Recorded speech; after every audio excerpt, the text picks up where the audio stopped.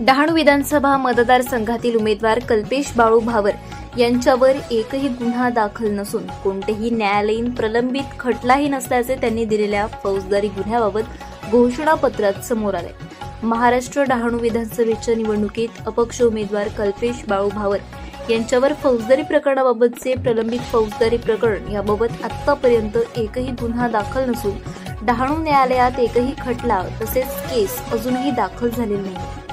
सर्वोच्च न्यायालयाच्या आदेशानुसार प्रत्येक उमेदवाराने गुन्ह्याबाबत घोषणापत्र, प्रसार, वृत्तपत्र, वृत्तवाहिनी माध्यमातून जाहीर करण्याबाबत पब्लिक इंटरेस्ट फाउंडेशन विरुद्ध युनियन ऑफ इंडिया या प्रकरणी 25 सप्टेंबर 2018 रोजी दिलेल्या निकालानुसार अपक्ष उमेदवार कल्पेश बाळू भावर मुक्काम डहाणू पटेलपाडा या ठिकाणी राहत असून डहाणू विधानसभा 128 आज डहाणू मतदारसंघात अपक्ष उमेदवार म्हणून उमेदवारी अर्ज भरला असून अपक्ष उमेदवार कल्पेश भावर यांच्यावर कोणत्याही न्यायालयात व पोलीस स्टेशनमध्येही कोणत्याही प्रकारे गुन्हा दाखल नसल्याचे समोर आले। निवडणूक आयोगाला दिलेल्या फौजदारी प्रकरणाबाबतच्या घोषणापत्रात ही माहिती जनतेच्या माहितीसाठी घोषित करण्यात येते। सर्वसामान्य कुटुंबातील कल्पेश भावर हे उमेदवार सामाजिक शिक्षण, आरोग्य सेवा याबाबत प्रभावित होऊन गेल्या अनेक वर्षांपासून सर्वसामान्य जनतेसाठी काम करणारा उमेदवार म्हणून त्याची ओळख निर्माण झाली।